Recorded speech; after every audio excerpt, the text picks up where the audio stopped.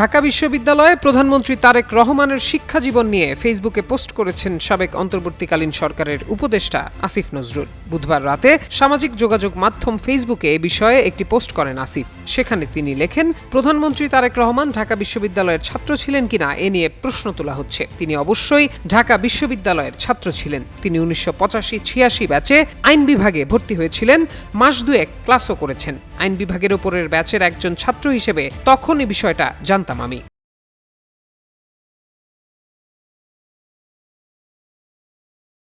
পোস্টে আসিফ উল্লেখ করেন, তারেক রহমানের সহপাঠীদের মধ্যে বেশ কয়েকজন অতি পরিচিত মানুষ রয়েছেন। সাবেক স্পিকার শিরিন শারমিন চৌধুরী, সাবেক উপদেষ্টা রিজওয়ানা হাসান, আপিল বিভাগের বর্তমান বিচারপতি ফারাহ মাহবুব তারেক রহমানের সহপাঠী ছিলেন। সাবেক এই উপদেষ্টা আরও জানান, তখন এরশাদের প্রবল শাসন ছিল দেশে। এরশাদ প্রয়াত রাষ্ট্রপতি জিয়াউর রহমানের হত্যার সঙ্গে জড়িত ছিলেন বলে অভিযোগ ছিল।